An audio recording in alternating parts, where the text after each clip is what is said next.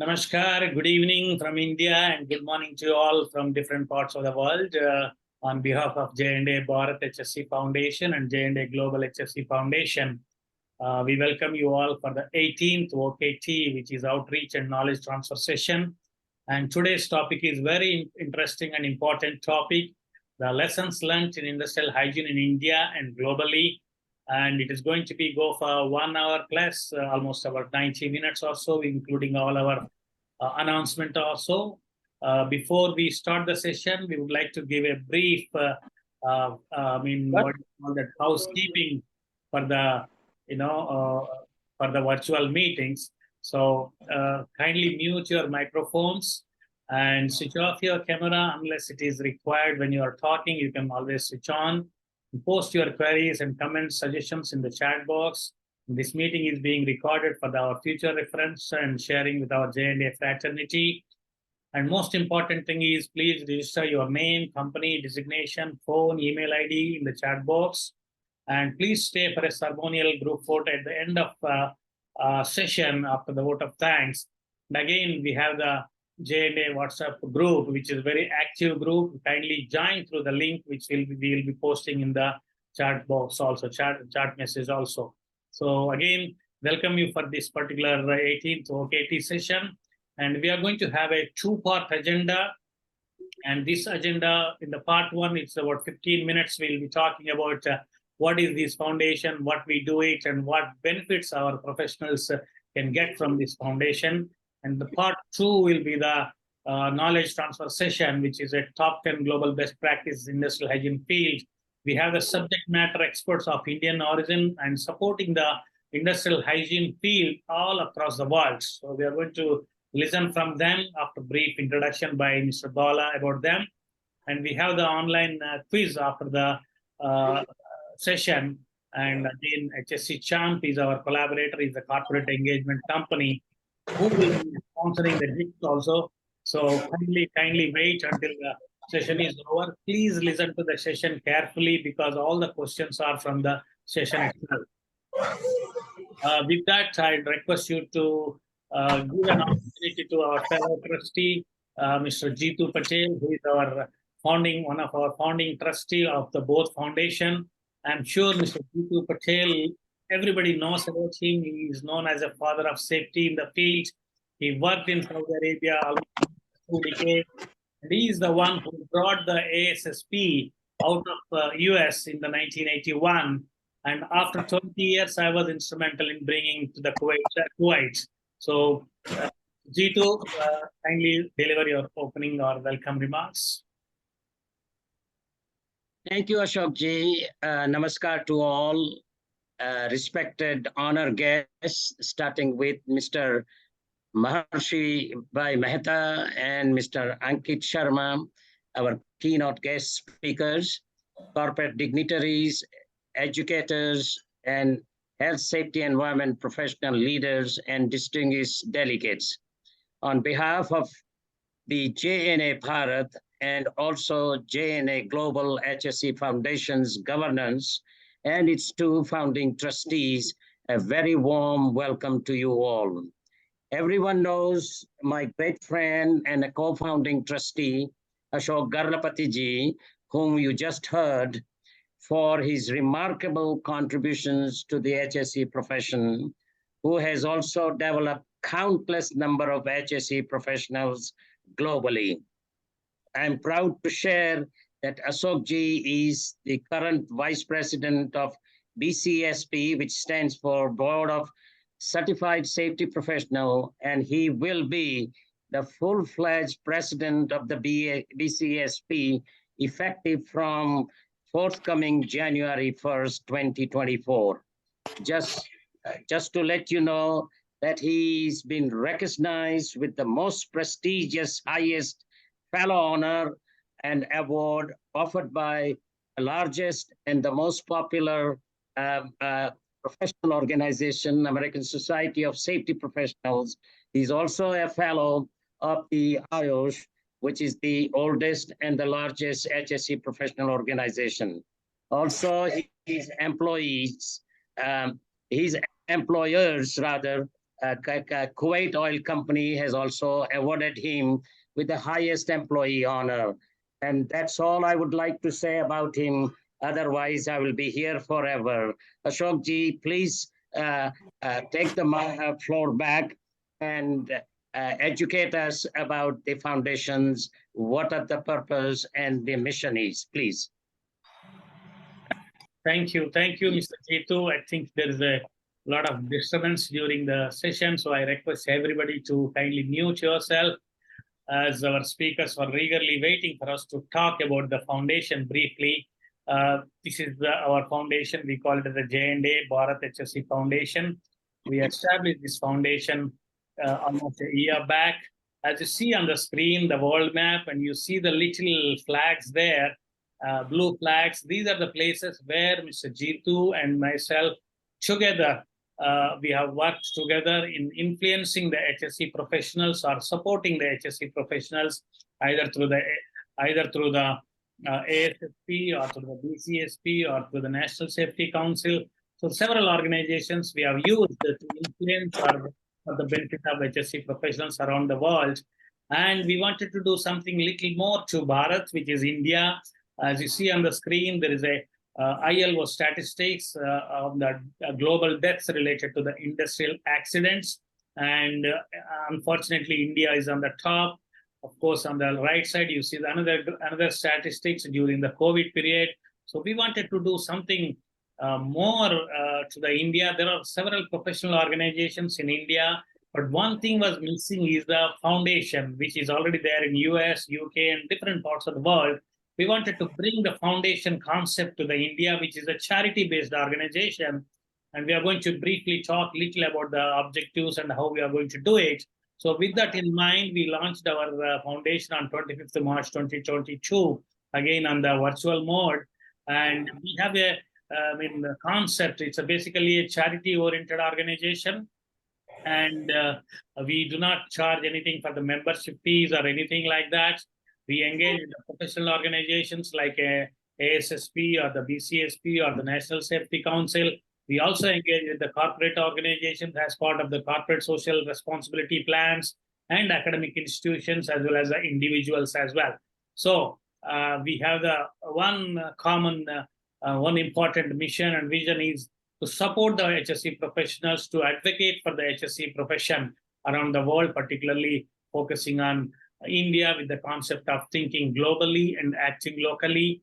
We support in advancing the occupational safety and health profession among the industry, academic institutions, and related organizations, to support and promote occupational safety health as a career among the students, to inspire and develop leaders, to provide education and developmental opportunities, to recognize the individuals, organizations, academic institutions through the award programs. We engage with the universities. We have some sort of a communication or collaboration with the institutions offering the HSE programs. And we also have the MOUs with the organizations having the similar objectives. We are officially registered in India in the state of Telangana. And we have all the government requirements. We have the full website in place. We have the 3 programs currently going on, which is a professional development grant. Another one is the industrial accident victim family support grant. And this is the one J&A Keval Shanti program, which our Dhruti Thakkar from New Jersey, she is also one of our governance body member. She launched this program, or she sponsored this program in the recognition or then the memory of her grandparents, Keval and Shanti. We launched this program on 27th August 2022. We already honored 4 students, particularly girl students, have been given more preference than the boy students. And we honored 2 boys and 2 girls during the year 2022 as part of this J&A Keval Shanti program. And this program is already announced for the 2023 during the last OKT session. And we also engage with all the individuals who would like to join again on the voluntary basis. So, and we have the governance body in place. We have the functional committee chairs are in place. So this is our Bharat HSE Foundation. And another important activity we have taken by launching the J&A Global HSE Foundation by guest of honor by Mr. Rixio Medina, who is our past president of ASSP. who really focus on the global issues. So why we started this, we would like to request Mr. Jitu to briefly talk about on this global foundation. Mr. Jitu. Thank you, Ashok ji, for highlighting the foundation's objectives. I stress that the foundation is a charitable organization and is established to enhance the value of the HSE profession and to help fulfill the dreams of the deserving individuals to becoming fine HSE professionals and leaders who in turn would make a safe nation and extend humanity to protect people, property, and environment globally. The mission was expanded to serve globally, as Ashokji mentioned, from the US under the name of J&A Global HSE Foundation. Donations are tax deductible. Your gift today can make a big difference for the deserving young HSE students. The purpose of establishing the Global Foundation is to give back also. Objectives aim to promote scholarship programs to students pursuing HSE programs, support accident victim families, conduct community health, safety, environment awareness programs, and recognize individuals and corporations for making a difference with excellence. Monetary contribution is a true inspiration in preparing the next generation to effectively combat the problems that we currently face. Donors will have the liberty to choose the name of the scholarship or grant or honors and awards programs where their money is going. We greatly appreciate everyone's commitment to creating the future of HSE in India as well as globally. This global foundation was established not very well thought of in the initial stage, but as we encounter difficulties in making remittances from foreign countries, this notion came in that why not we expand the scope of Bharat Foundation to benefit by the Indian origin people living abroad, and that the same concept can be shared globally. Thank you. Let us move to the part two, Ashok ji, and invite our friend Bala Siva Shrikant Adevi, who is our awards and honors chair, and also is the recipient of many international level prestigious honors and awards offered by ASSP as well as BCSP. Bala, please introduce our distinguished honored guest speakers, please. Before Bala takes over, I just want to briefly talk about these knowledge transfer sessions. We do have these sessions on monthly basis. We call it as outreach and knowledge transfer session. We bring several subject matter experts like today. And today we are going to have a lessons learned in industrial hygiene in India and global. With that, we have our functional committee chair, Mr. Bala, who is awards and honors chair. And he is also a PPL specialist in Kuwait Oil Company. And with that, I request Mr. Bala to briefly talk about the topic as well as the speaker. Mr. Bala. Thank you very much, Jitu Saab and Ashok ji. That's great to have this monthly technical meet again. This is outreach session. This month's session is very much important to all of us. So we are giving an equal importance to health, safety, environment, and even sustainability in all fronts. So it's very glad that to have this topic for this month, that is the lessons learned in industrial hygiene in India and globally. And rather, the topic is very much interesting, and bringing this lessons learned from the various aspects from such world-class subject matter experts from the global region. Excellent to have two speakers with us. I'm very glad and very fortunate to introduce those two gentlemen. The first gentleman, Mr. Maharshi Mehta, he is a CAH, CSP, and fellow of AHSE. He is the president of International Safety Systems with offices in USA, Germany, Ireland, United Kingdom, France, India, China, and Singapore. He has more than 3 decades of experience conducting industrial hygiene assessments, engineering controls evaluation, ergonomics assessment, EHS audits, and providing a range of diverse EHS consulting services to 500 plus client sites in 40 plus countries. Mr. Bharatji has conducted more than 100 industrial hygiene and EHS training programs, including OHT approved modules, and trained more than 2,000 EHS professionals globally. Mr. Bharatji started the first industrial hygiene master's program in India and is fondly referred to as father of industrial hygiene in India. He is the certified industrial hygienist, certified safety professionals, and fellow of AHA, and president at International Occupational Hygiene Association. And in fact, I'm very glad to see his LinkedIn profile as well from time to time. And we welcome Mr. Maharshi. And the next speaker is Mr. Ankit Sharma. He's also a certified industrial hygienist from Board for Global EHS Credentialing and a licentiate faculty of occupational hygiene from British Occupational Hygiene Society, BOHS, with more than 12 years experience in conducting IH and EHS assessment and training programs at over 150 client sites in 25 plus countries. Mr. Sharma works as an associate director with International Safety Systems based out from Houston, Texas, and works as a dedicated team of 30 plus dynamic professional EHS professionals from offices in the US, France, Ireland, Germany, UK, China, India, and Singapore. Mr. Ankit is a past recipient of 3M Young Hygienist Award in 2015, which was co-presented by 3M UK and British Occupational Hygiene Society. We are so glad to welcome both the world-class subject matter experts. And Mr. Sharma and Mr. Mehta, the virtual platform is all yours. Please proceed with your presentation. Thank you. So, Mr. Sharma, Mr. Ankitji, I would like to stop my screen and you can share your screen. Definitely. Thank you so much, Mr. Bala, while I share my screen.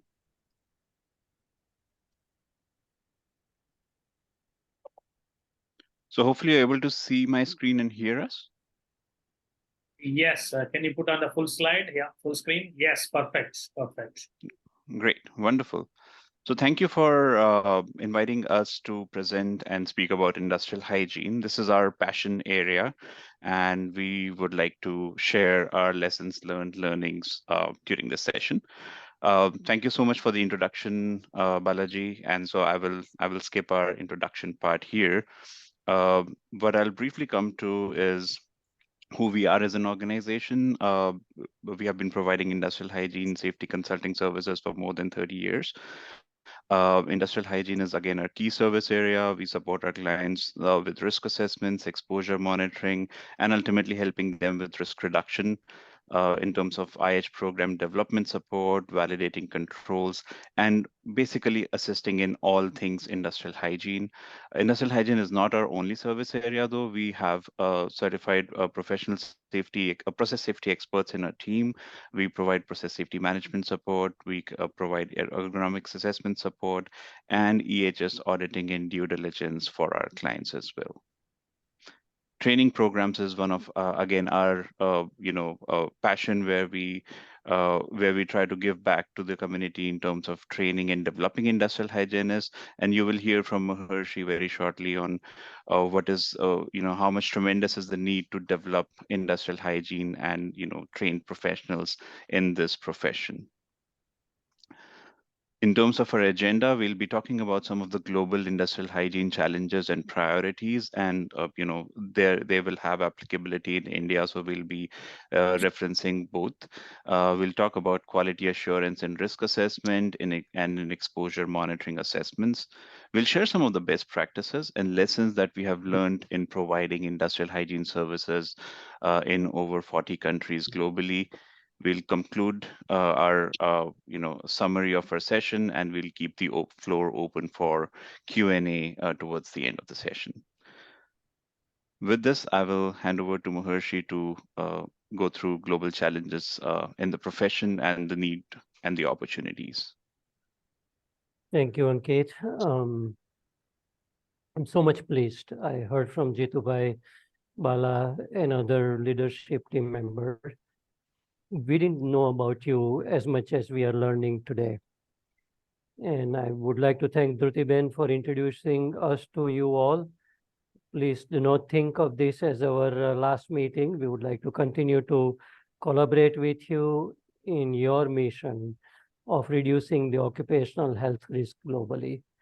The profession of occupational hygiene, although you are safety professionals, and I'm sure you are doing occupational hygiene also, But between the two, lessons learned. Safety receives lots of attention because somebody's hands get cut or somebody dies because of a fall from the ladder. And occupational hygiene has received much less attention, primarily because the accident, incidents, injury, death is not occurring immediately, right? But it may be occurring over a period of time. And that's the reason this subject is so important. And I'm so happy that you are doing what you are doing. You invited us to talk. Now, you are seeing in the background Iowa, that is an International Occupational Hygiene Association. I'll talk a little bit about this in a moment. But look at this slide and see what you are seeing here. 2.3 million lives are lost due to work-related accidents and illnesses every year globally. Now think about it. Out of 2.3 million, 2 million are lost because of an occupational illness. Now, when you think about priority, we all realize now where the priority stands. Globally, occupational disease accounts for about 86% of work-related illnesses. Now, let me give you a little bit different dimensions to think about it. About 4 million people lost their lives due to COVID. Very significant loss. And world did everything that they could do for the right reason. And major efforts were made to save the lives because of COVID. But look at the numbers. So can you correlate that every 2 years, same number of lives are lost as lives lost due to COVID because of occupational illnesses, right? And how much attention do we pay for this? And that's the next slide talks about it. The part of the Iowa, they have a program called National Accreditation Recognition, where they are certifying the associations which are offering the programs of certification or master's degree program. They are expecting about 44,000 occupational hygienists are needed globally.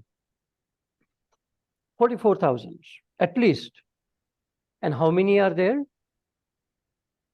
About 12 to 15,000 qualified. And where are they located?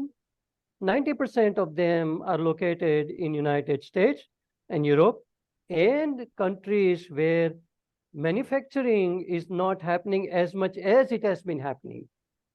And therefore, the priority. And this is the BOHS statistics in the next slide. Because we have only 1 hour, I will not spend too much time, but think about this as a part of our profession in terms of the lessons learned. Where do we go? Next slide, Ankit. So this is a statistics.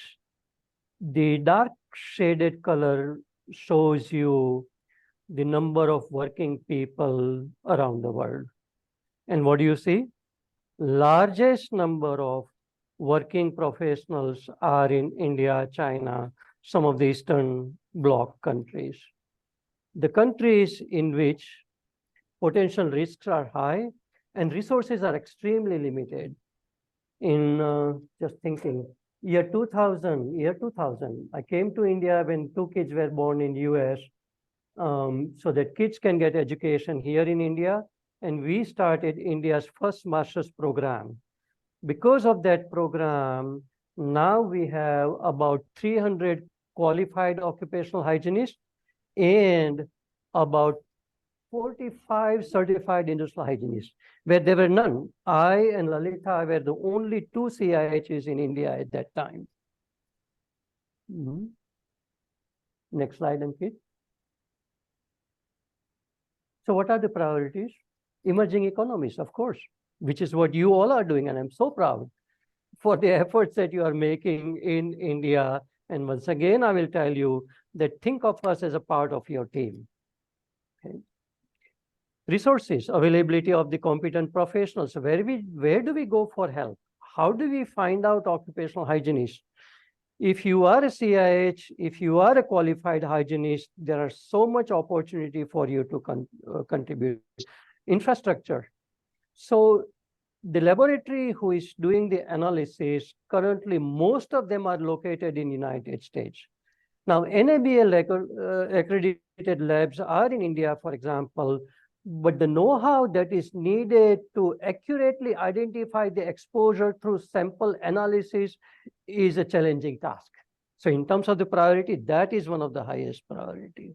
Service providers have increased tremendously. And value addition and ethics are at the foundation of everything that you and I do. And I believe I have a slide, so let me pause. Otherwise, I will end my presentation by talking about ethics. And I'm looking at my clock. It's already 9 o'clock, and we started at 8:30 India time. So maybe in 10 minutes, I will wrap up, so you have enough time for Ankit to cover. Next item is the most important, which is quality assurance in occupational hygiene. We do consulting also.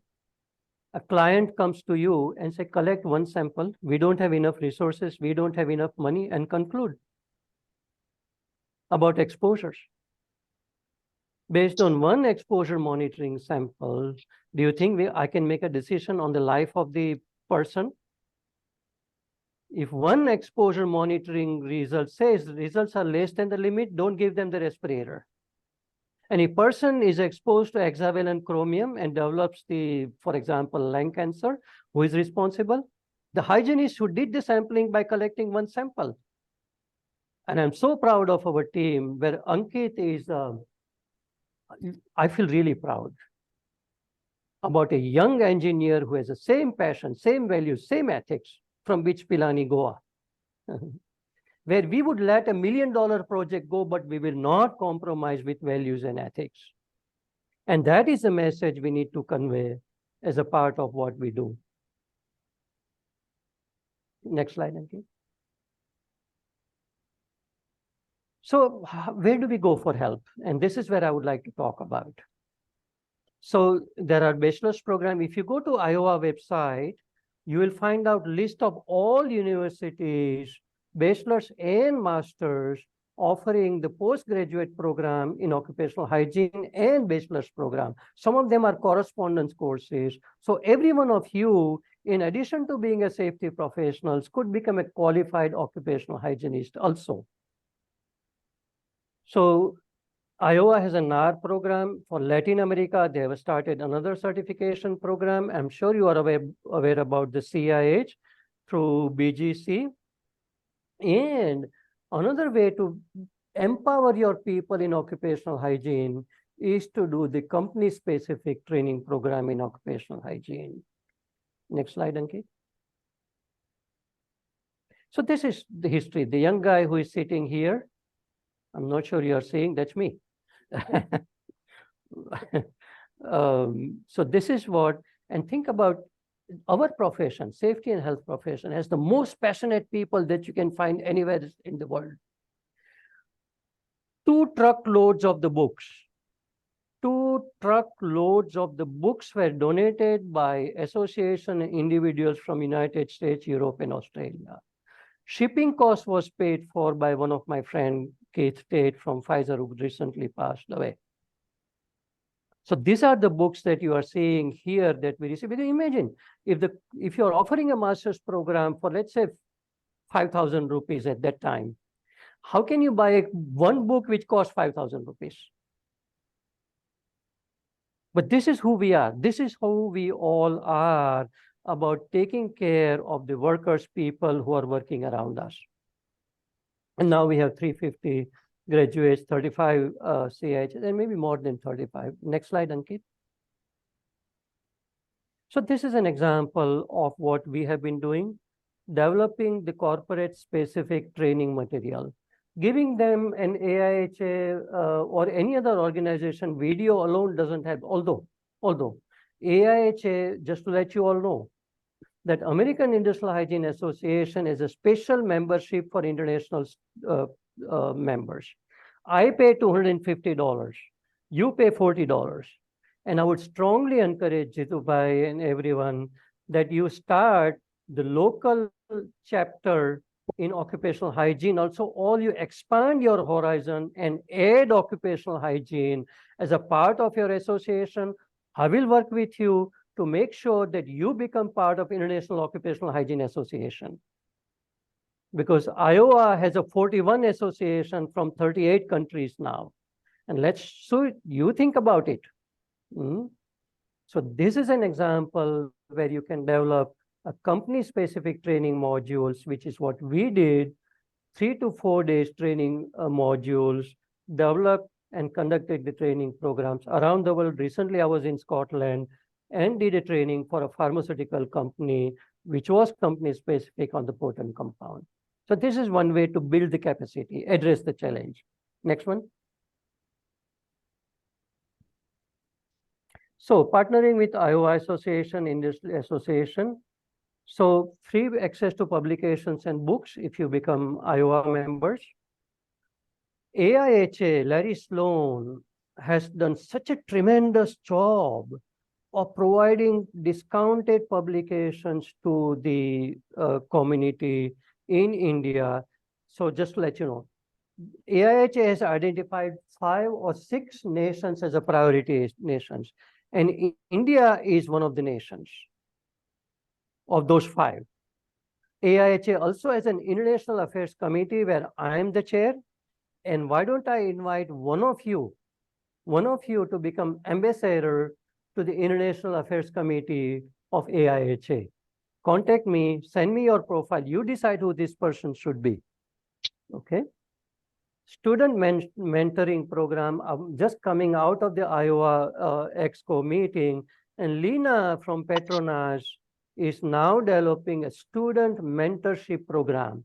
Therefore, if you would like to be mentored by a qualified occupational hygienist, there will be an opportunity. So I would strongly encourage that you participate in BOHS, Iowa committees, AIHA. If you are from pharma industries, there's a pharma supply chain. Participate in this and let us grow our safety professional, but also the occupational hygiene professional, and let us all together add few days into the life of the working people by protecting them from exposure to hazardous chemicals. And I believe, Ankit, that is my last slide. Next one. Yes, Maharshi, yeah. Okay, all right. So I if it's okay with everyone, my day starts at 5 in the morning and it's now, what, 9:30 or 9? And I've got few colleagues here who are waiting for me. So if it's okay with you, I would like to log off. Once again, I would like to thank Jitubhai, Dhruti, and the whole team member for inviting us. This is not the last meeting. We are going to have a more meeting, more participation. If you have 1 or 2 questions, maybe we can spend 2-3 minutes. Otherwise, I would like to let Ankit do the talking. You will enjoy listening to him, his experience, and then let's have more discussion at the end with Ankit. 2-3 questions. Tell me. Yes, sir. Do we have a IOHA in India? Yes. So India has a Central Industrial Hygiene Association. And recently, up until now, SIHA, the members were chosen. The board members were chosen. We went through the election process, and first time we have elected professionals in Hygiene Association in India. If you are interested, talk to Jainil Panchal. He is from Amazon, and he's a CIH, and he is the current secretary of the association in India. I'd like to have a J&A and Iowa India, whatever organization it is, central. So we'd like to have some sort of a collaboration in Absolutely taking this, both objectives are matching, so we can work together on that. Yes. Already. Thank you so much. Yeah. Without undergoing any further discussion, as Maharshi Bhai is very tight with the schedule, we thank you, Maharshi Bhai, for giving the good outlines, what you are doing, how you could be helpful, not only just for Indians, but globally. That was fantastic, very, very useful. And Ashokji mentioned that we could have some kind of a good joint collaboration between our foundation, both in India as well as globally, with your organization and with the expertise that you and Ankit possess, and you can help our mother nation. And this is what we are for. And I have been away from India since 1961.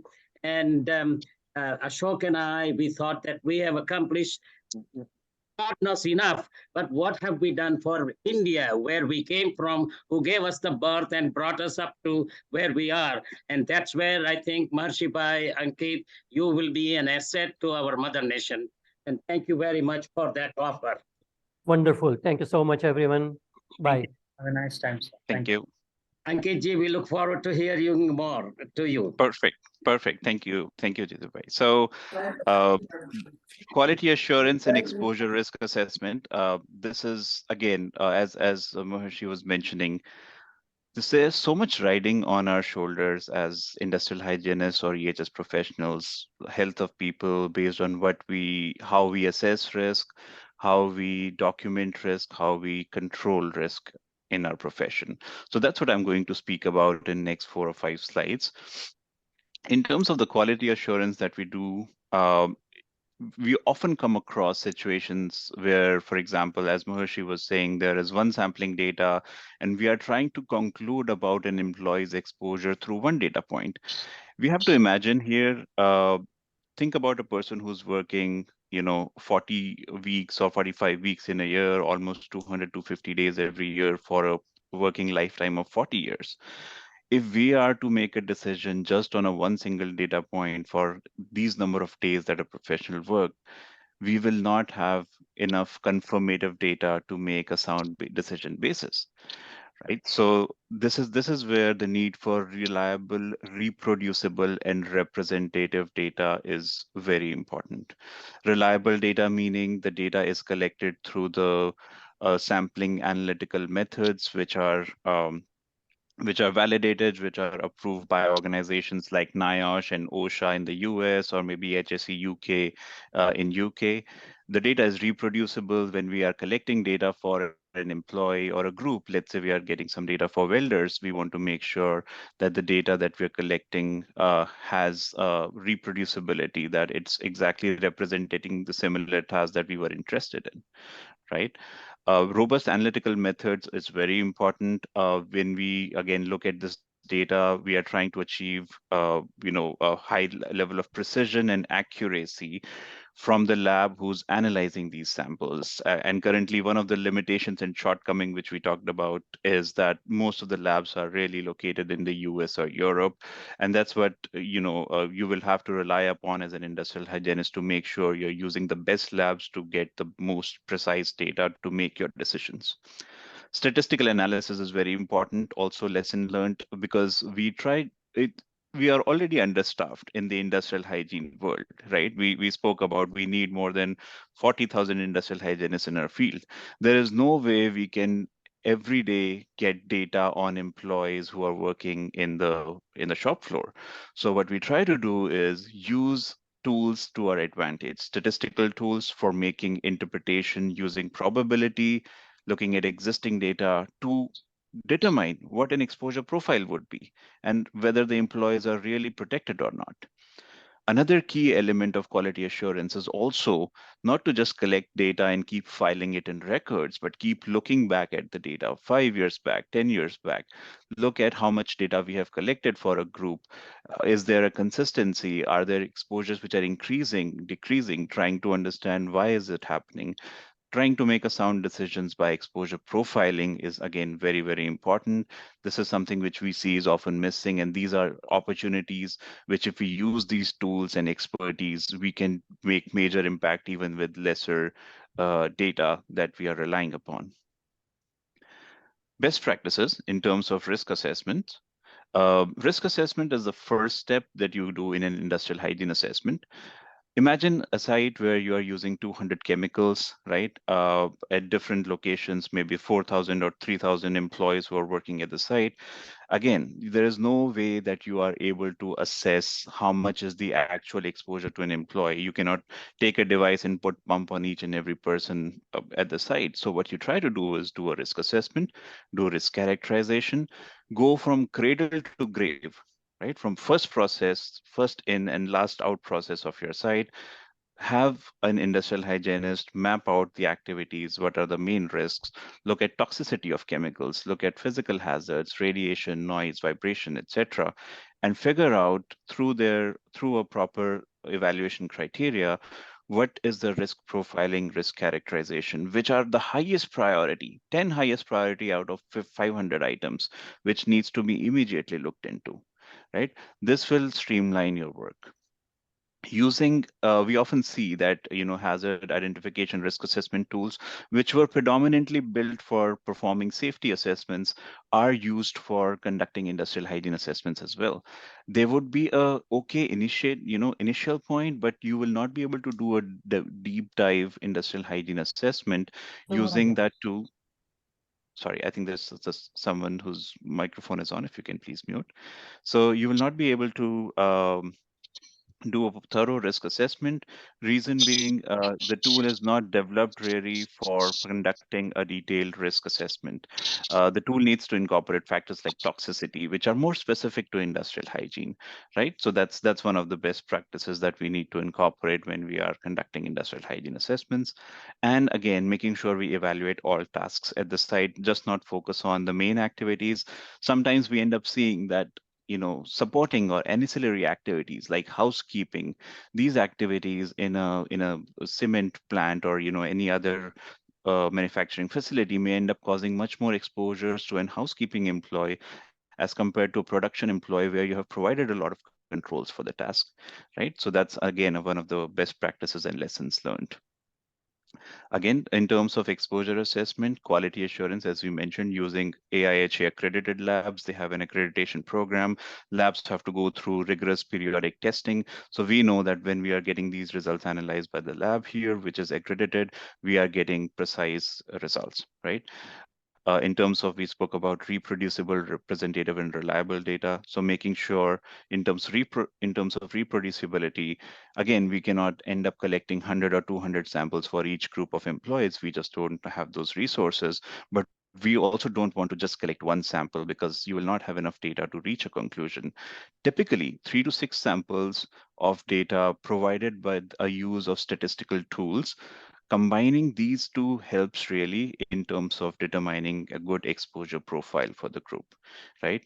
Many times we see another challenge we see is a shift starts at 6 a.m., shift ends at 2 p.m., but monitoring is only done for 1 hour in the day, somewhere in between.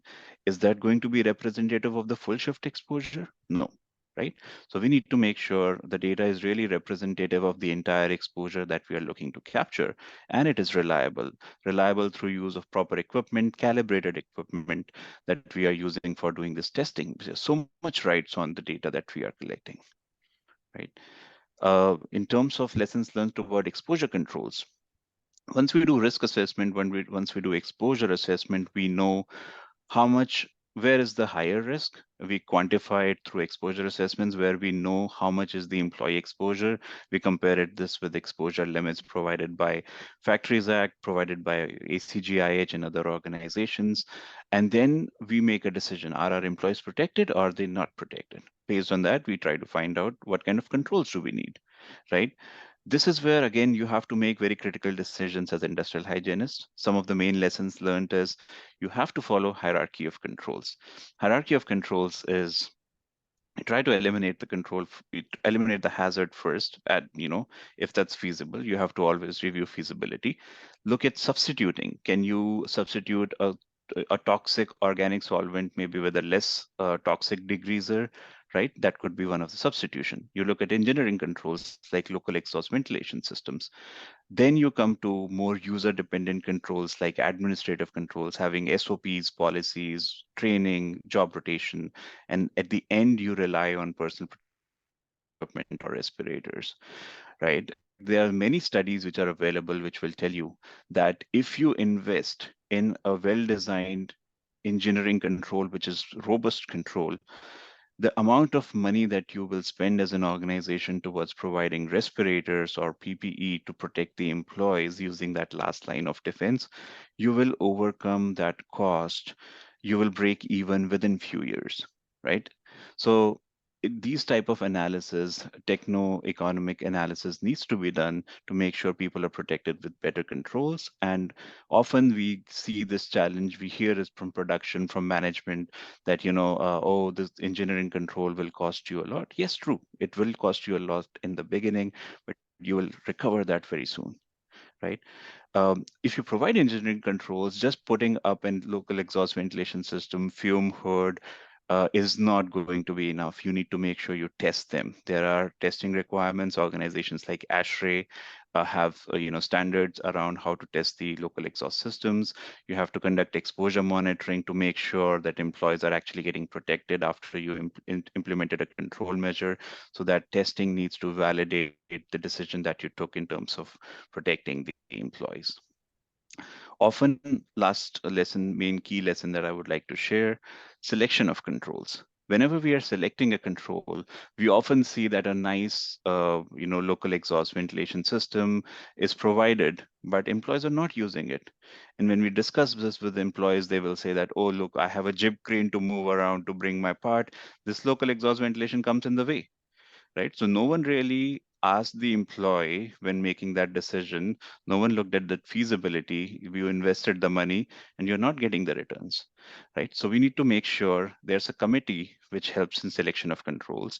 It could involve EHS team, production, engineering, and more importantly, and most importantly, a group of end users, supervisors, operators who actually do the work to make sure you come up with a control measure which will be workable and which will just not lie in a corner unused. Okay. Exposure profiling, this is very important. We started discussing about this, that all the data that we are collecting, there should be a synergistic effort to determine how to best use this data, collaborate this data, maybe start redacting sensitive information within groups. If there are 3 professionals in this group from same industry, automotive industry, you have a spray painting task, why don't you collaborate by maybe limiting the data? And that's an effort we are making as an organization as well, in seeing how we can learn lessons from a lot of data that we are getting, like some of the lessons being, for stainless steel welding, for example, hexavalent chromium exposures are likely. Exposure limits are very low. It's very toxic. And unless you have more robust controls, it's very difficult to protect employee exposure. So you need to know about this, right? Manganese exposures during mild steel welding is another example where something similar, more than 30 minutes of the work, can end up leading to high exposures. Similarly, different industries that you represent, you will have certain tasks where data is available to make decisions, and that's going to be one of the work of future, to make sure we utilize all this data, develop exposure profile within your organization. Also, if you're HSE leader of your organization, pull in the data from your different sites for similar unit operations and see what lessons we are learning. To conclude, based on what Maharshi discussed and what I have shared here, there is an enormous need for industrial hygiene resources to be available, especially in emerging economies. There are resources, organizations like AIHA, IOHA have identified the need to support the growth of industrial hygiene, sustenance of industrial hygiene, and we need to leverage these. We need to actively participate and get involved to, to bring in the maximum benefit to the working community. Quality assurance and ethics in industrial hygiene is extremely important. A lot rides on what we do, and so we need to make sure that that remains our pillar of the work that we work upon. Leverage existing data wherever feasible. Use industrial hygiene experts in helping you out which data can be used, which data can be clubbed together based on assessment factors and so on. Perform thorough risk assessments, right? Follow hierarchy of controls. Make sure you invest in right type of controls to protect employees, and do not just put controls, verify controls after installation. And participate actively at IOHA and other organizations and make impact in the one lifetime that we have. With this, I will stop here. This was my last slide. I'll hand over to Jitu Bhai and Ashok ji for opening the floor for Q&As. Thank you. Thank you. Yes, let me share the.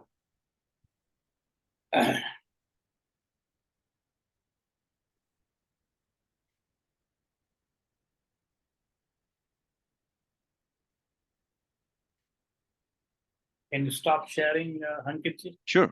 Yeah, I just did. Yes, thank you.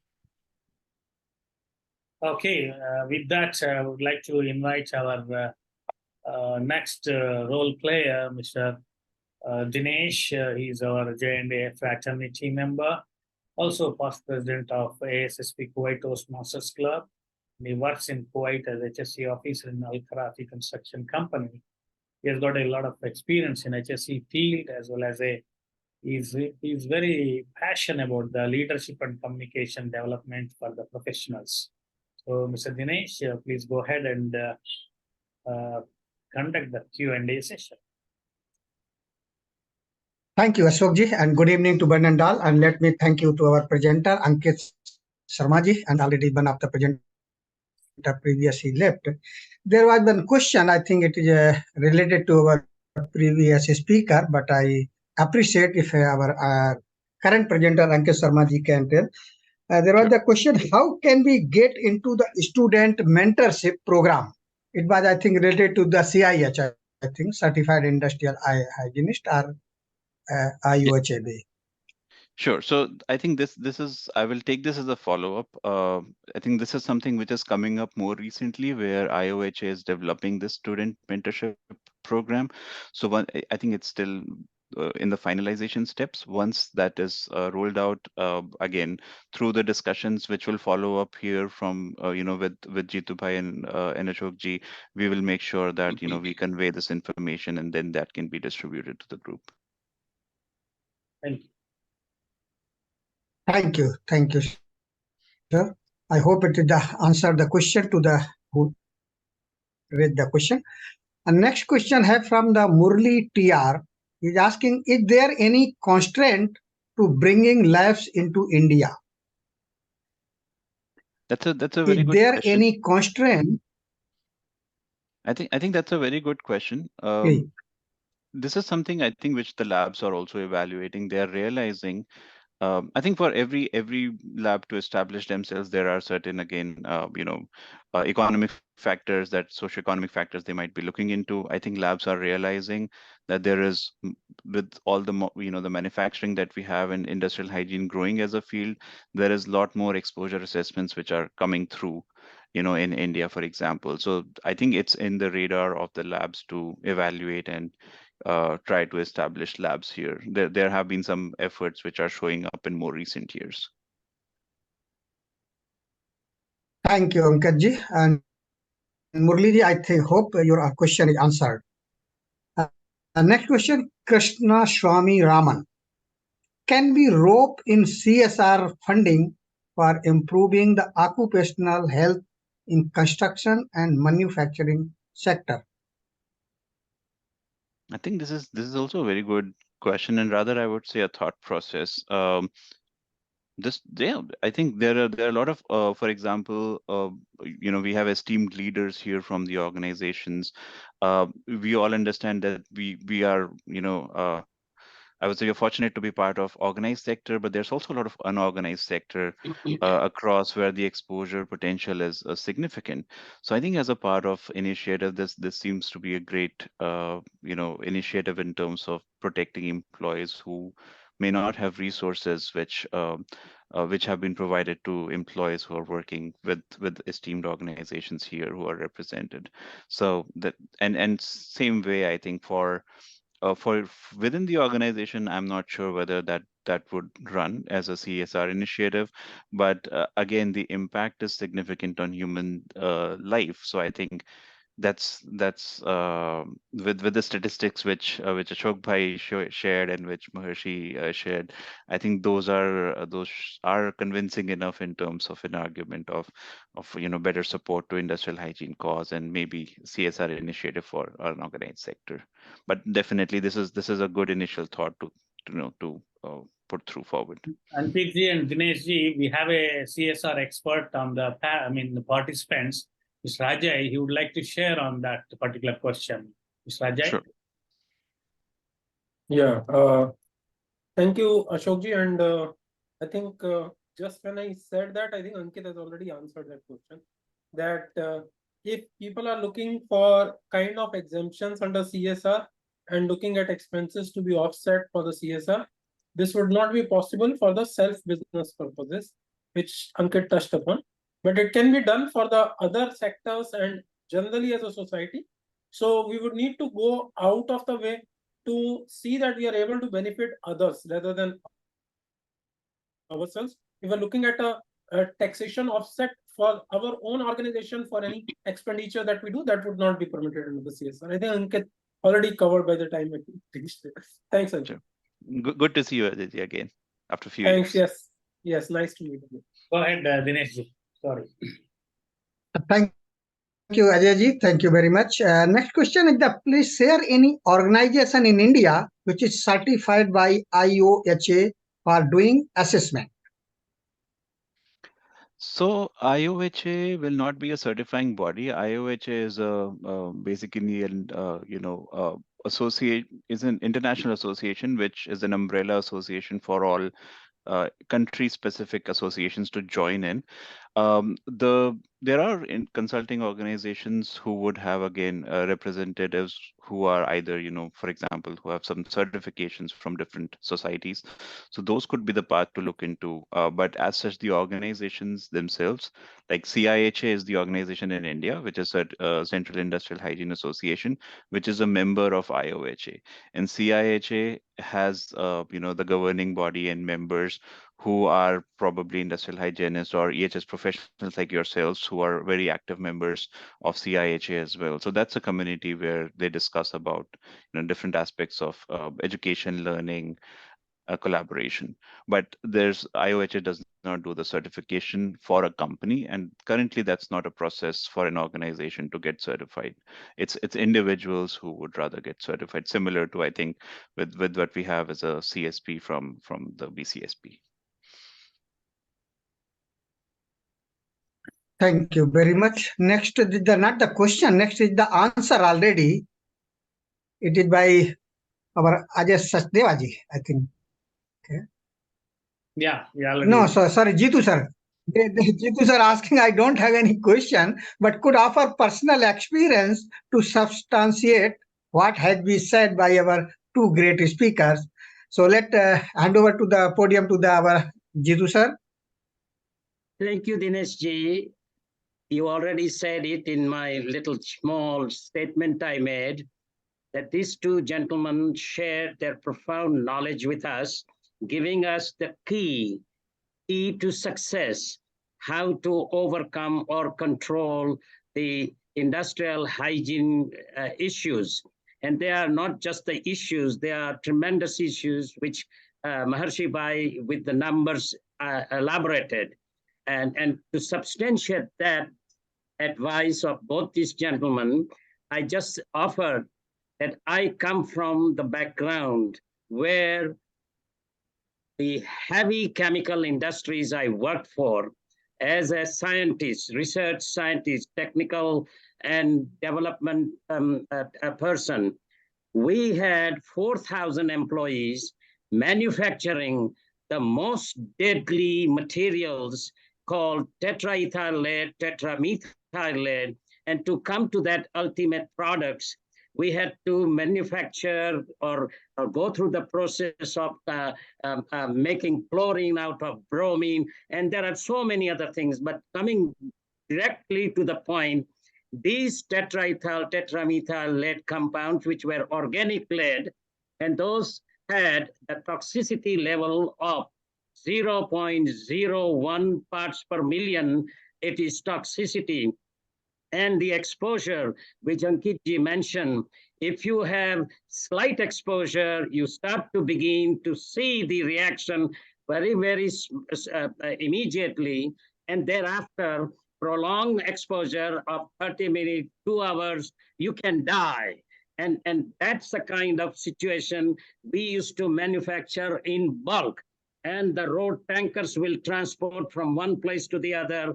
The tankers, the ocean going, will transport the same wretched substances all over the world's refineries. Of course, it's now stopped using, but there are similar substances still being used by industries, including oil and gas operations.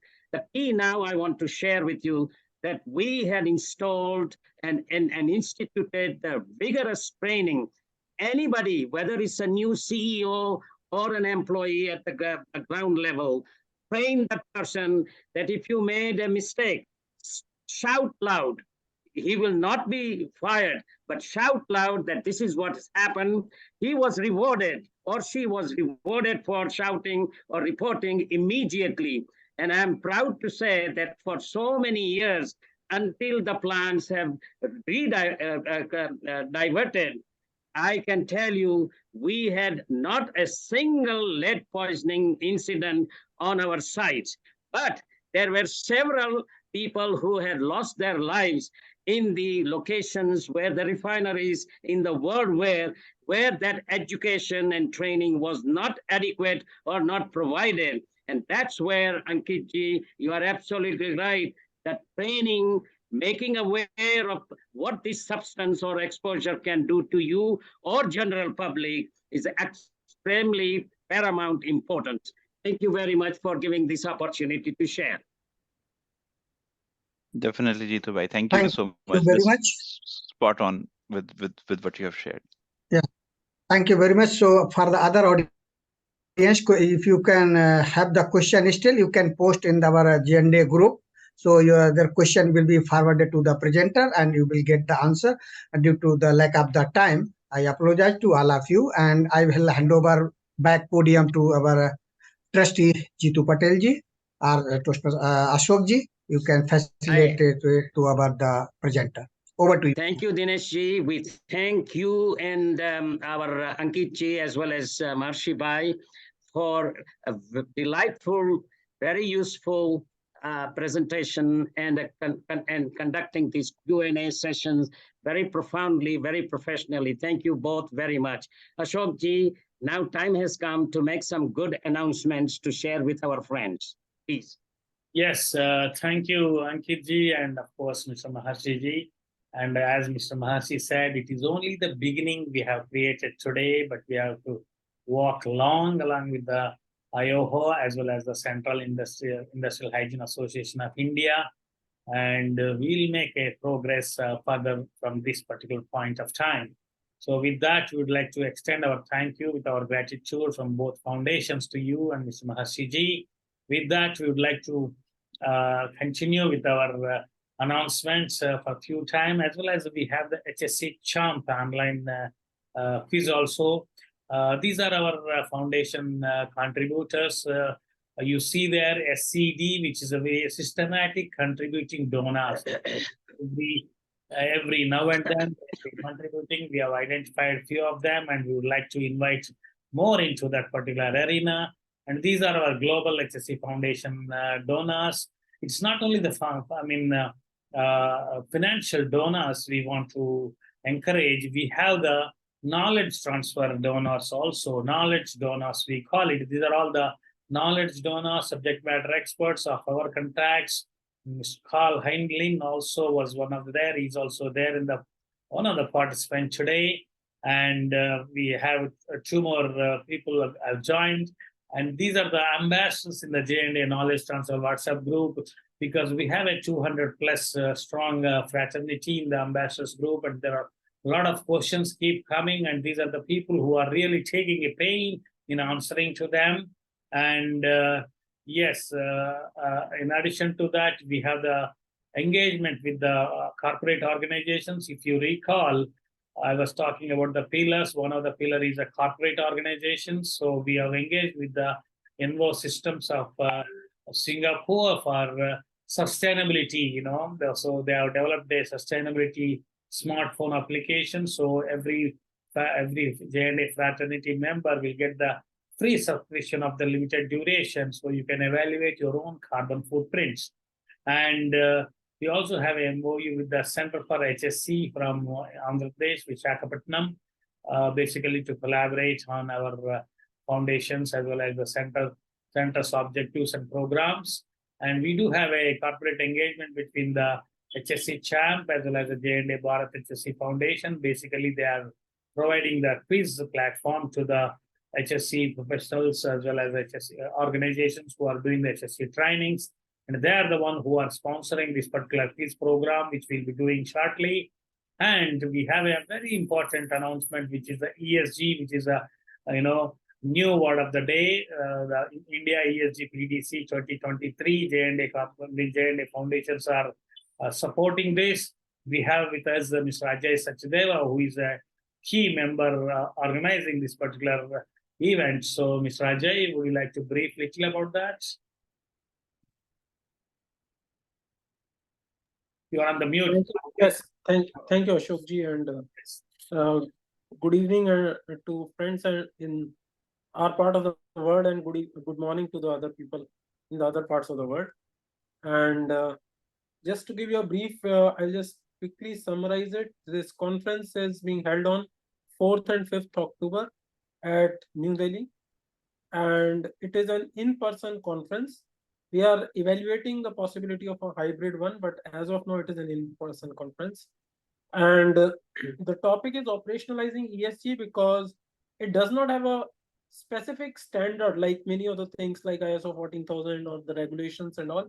So we get many queries whereby people are asking that we want to go for ESG, but where do we start and how do we go about it? And similarly, as individuals, I got some queries where the people mentioned, I'm an EHS professional. I'm connected to many people on many WhatsApp groups. I see many of their designations suddenly changing to ESG. So what is going on in the background? Am I missing something also?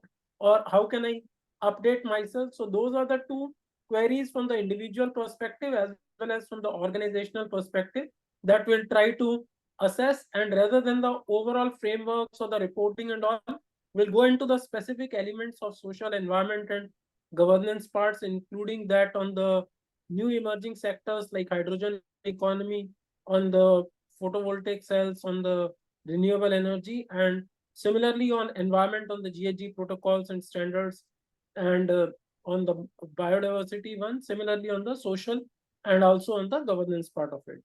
So we welcome anybody who would be interested in supporting this event, either in terms of sponsorship or partnership or participating in this. We welcome them all.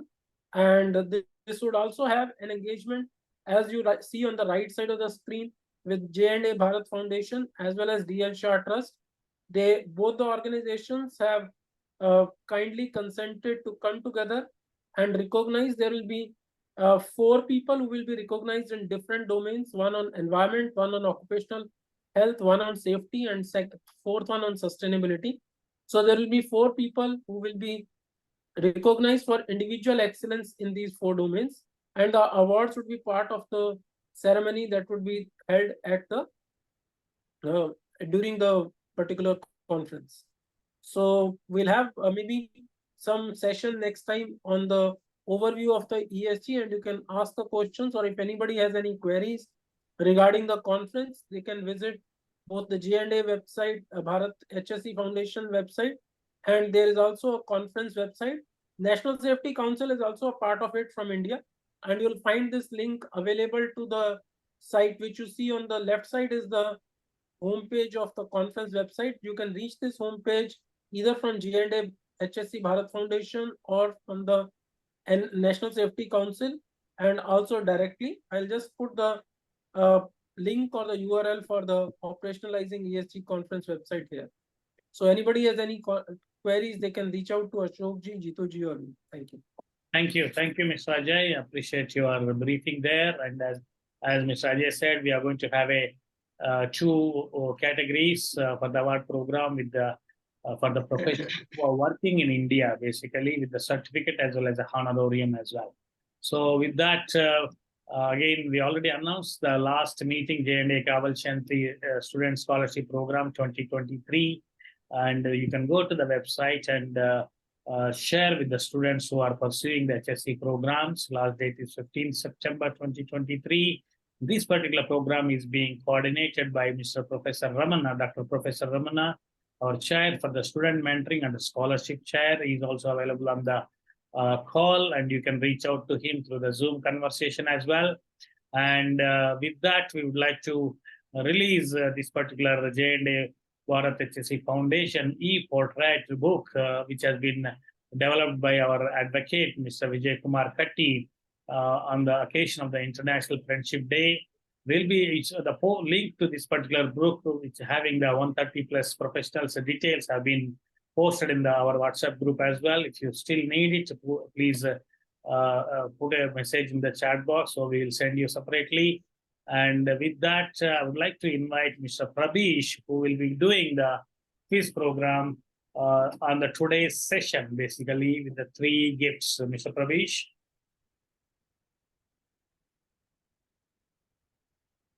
Would you like me to make it? Yeah, go ahead. You can share the screen. Yes, Prabish.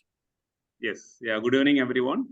So we will be conducting a quiz program through our HSE CHAM. So I will just to go through, take you through how the HSE CHAM work, so that we can start preparing to attend this quiz program.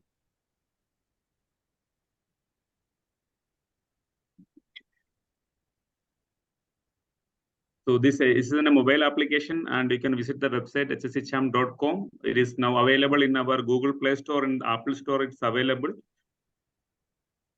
So basically, this HSE CHAM is to conduct various quizzes. You can, whenever you are conducting any campaigns or any training program, at the end of the campaign, at the end of the training program, you can make questions. You can do a sport quiz like this, what we are going to do, or you can schedule a quiz for that particular event, and so that people can attend in a particular time period.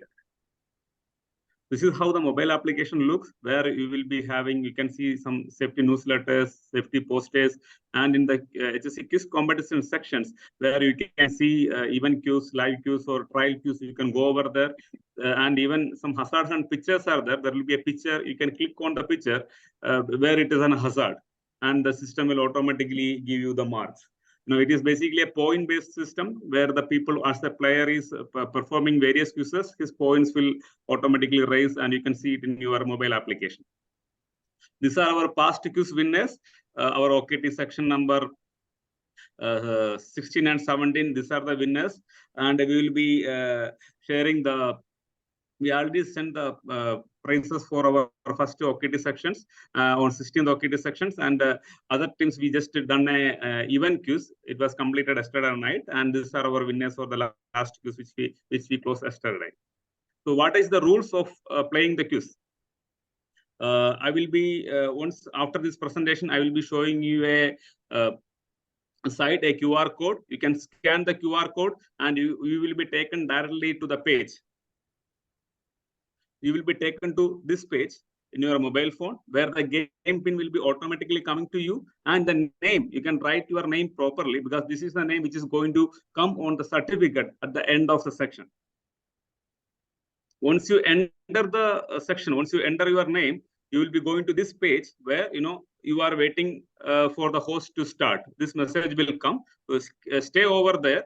Don't play back or don't press any button. Just wait over there to all other members to come and join this particular quiz event.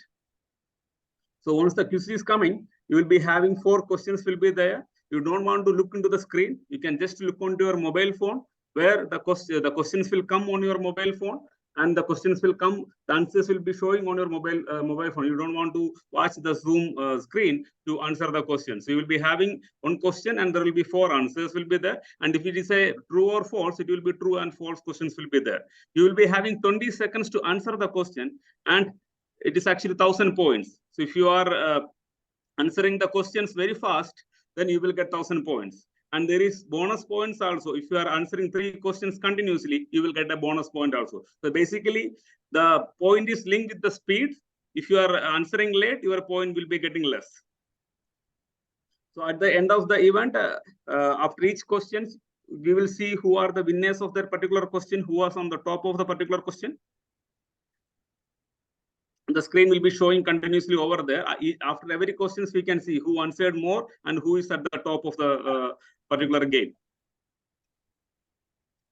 So at the end of the event, you will be having a winner certificate. Who is on the first, second, and third position, they will get a winner certificate, and all other people will be getting a participation certificate. So these are the prizes basically, as it is a safety HSE Foundation. We are actually giving the prizes with respect to the safety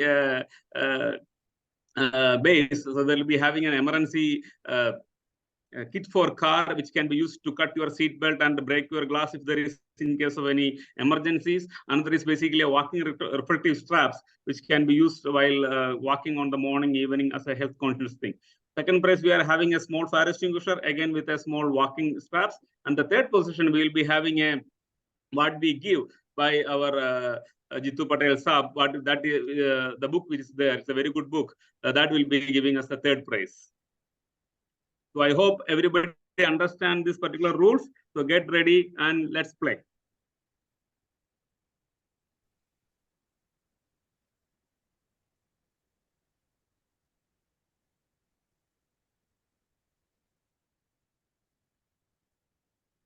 So I hope everybody can see this one. This is the QR code. Just you can just simply scan it, and it will directly take you over there. And if somebody is attending this program through a desktop, just to go to any of the browser, just to type play.hsechamp.com, you can directly enter the quiz page.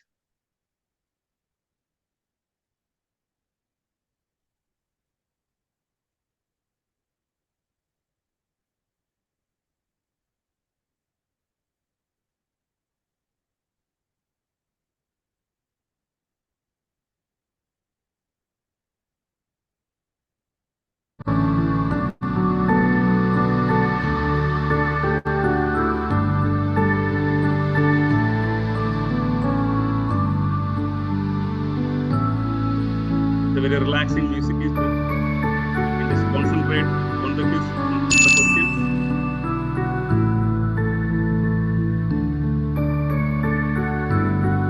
We have around 10 persons joined this particular quiz event.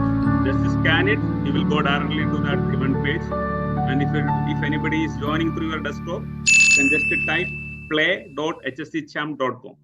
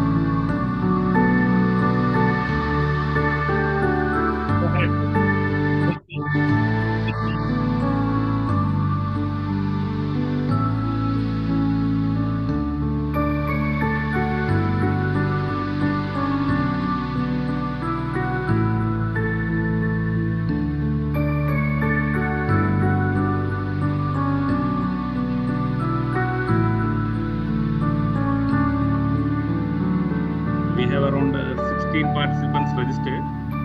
So Pravesh, if going through desktop, then no need this scan to the. No, no need. You can just go to play.hsechamp.com and just put the.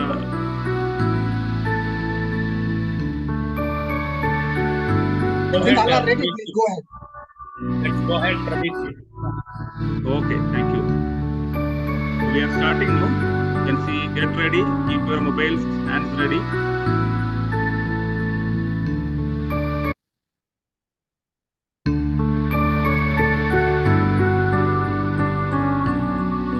So this is the first questions on your screen.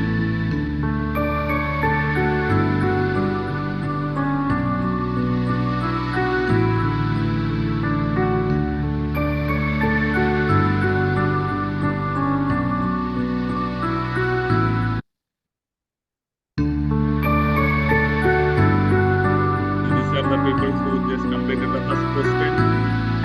We have two people on the second position. So we are moving to second question.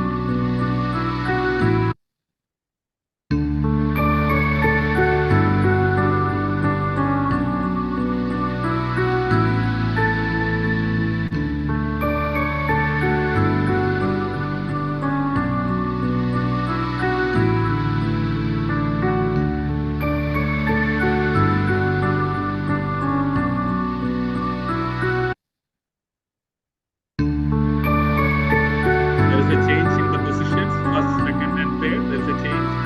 So now we are going to question number 3. Raviji, music is disturbing, so you can put the mute so they can hear you better. Yeah. Or reduce the volume. Yes.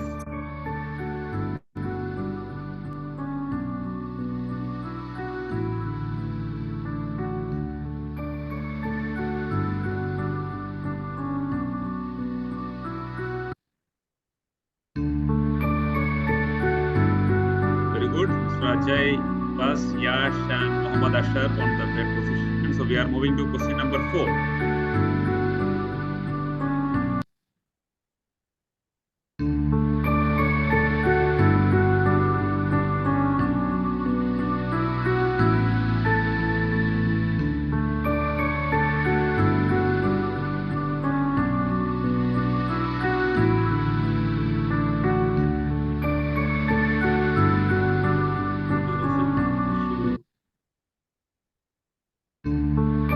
There is something happened on the question. We are going to question number 5.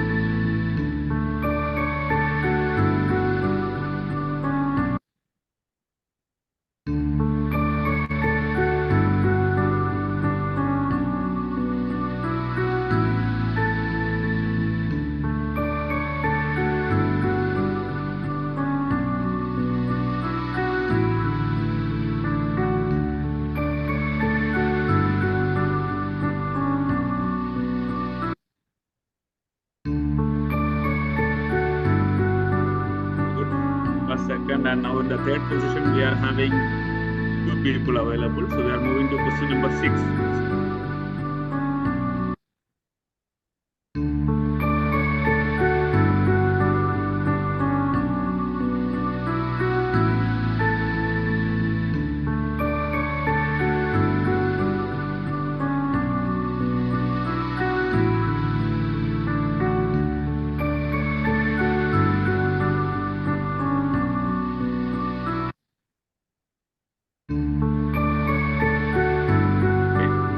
Ajay on first, Yash on second, and Sandeep Kumar Sahu on the third position. So we are moving to question number 7.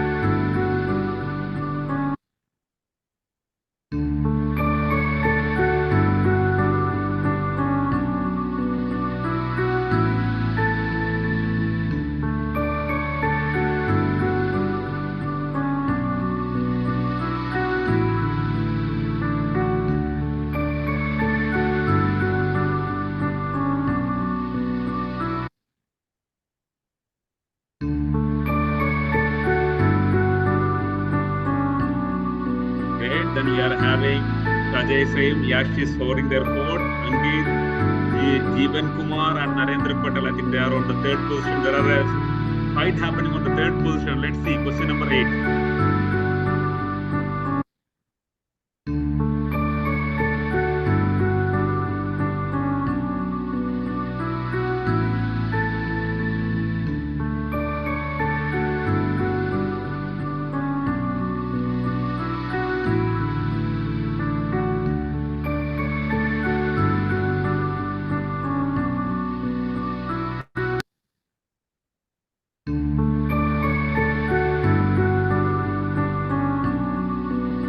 Ajay, Jeevan Kumar, Ankit, and Yash. There is a change happened first, second, and third. A very tight fight between second and third position. Only 100 points. Your fingers. Only last 2 questions. Question number 9 to you.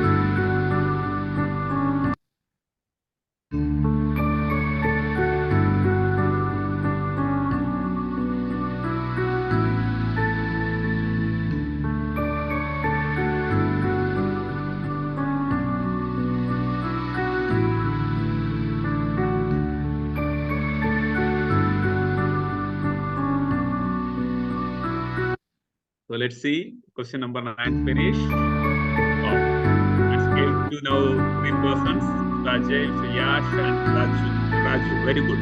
So gentlemen, we are moving to the last question number 10 of this particular quiz event.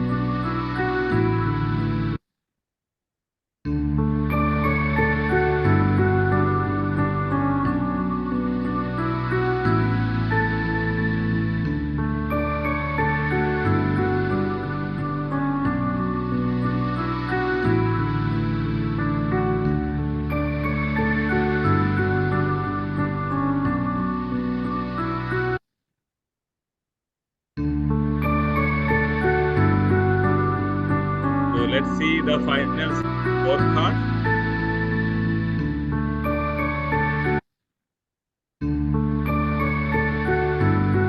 So thank you very much, everyone. So number 1 is Mr. Ajay with 5,650 points. Mr. Jeevan Kumar and Mr. Yash sharing the second position. Mr. Raju on third position, and Mr. Raj and Sandeep Kumar Sahu the first 5 positions. That's all from the side. Thank you for participating, everyone. Thank you very much. Over to Ashok sir.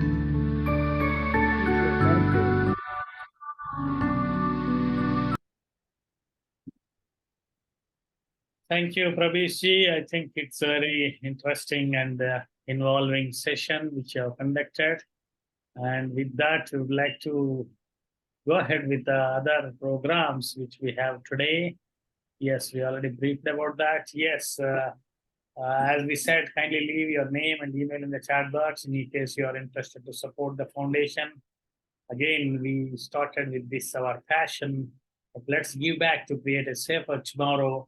And your support to J&A's foundations helps in fulfilling its objectives of helping HSE fraternity and beyond.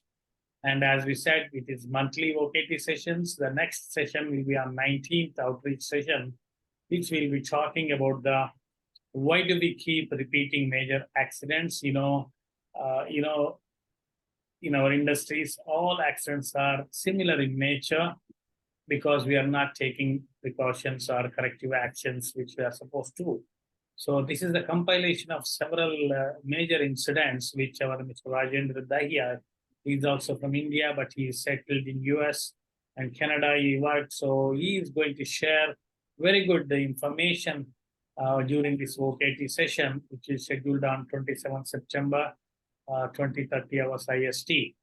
And with that, we would like to give our, we have a foundation details and account details as well. So yeah, this is Mr. Rajendra Dahiya, and we have our foundation's WhatsApp group, which I already shared on the chat box. And we have the account details in case you want to contribute to the foundation. You can take a screenshot of this particular slide, as well as you can also go to our website and take the information. This is our J&A Global HSE Foundation details. And with that, Mr. Jitu, we would like to conclude today's session with the vote of thanks, please. Thank you, Ashok ji. It was a wonderful session today, and we are extremely grateful to all our philanthropists who have generously made donation to the foundation for the mission that we have at hand. But today, Maharshi Bhai and Ankit Bhai did an outstanding job. We cannot thank both of them enough for delivering such an outstanding presentation to make a difference, not only in India, but globally. Thank you both very, very much. Ravish ji, I'm an old man, and as they say, you cannot teach new tricks to an old man or to an old dog, but the way in which you conduct this quiz program fascinates me, and I'm enjoying every moment of it, looking forward to the participants' vigorous and really dedicated answers. And that makes me feel so proud of you for your major contributions, which are really, I would love to bring my grandchildren on board who are technologically up in their own field, but also very fast. And they should learn this technique to motivate people. And for that, thank you very much. And I want to thank all the support provided by our governance body members who actively participate in all OKT sessions, either introducing the speakers, conducting the Q&As, and moderating the session, and many more other ways they actually support. So I thank them all very much. But the friends, we invite you all to take time to visit the foundation's website and complete the forms, as Ashokji mentioned, showing your willing interest to support the foundations for this noble cause mission towards safer workplace and the community in general. No contributions are ever so small. Once again, thank you all very much. And I would request Ashokji, if he has anything to add, but definitely to take a picture of all so that we all know who were on board with us. That's what I was thinking, that you will tell that to open the cameras. So if everybody opens the cameras, let's yes, very smart guys. Yeah, that's nice. That's nice. Krishnam Raju, where were you?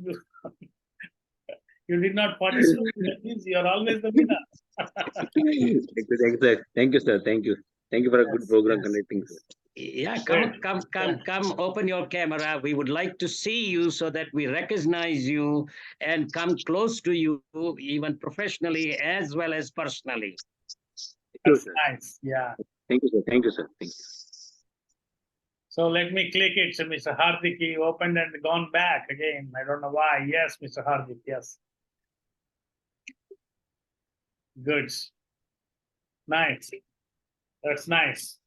Thank you very much. And yes, Mr. Jitu, this is the time for the network.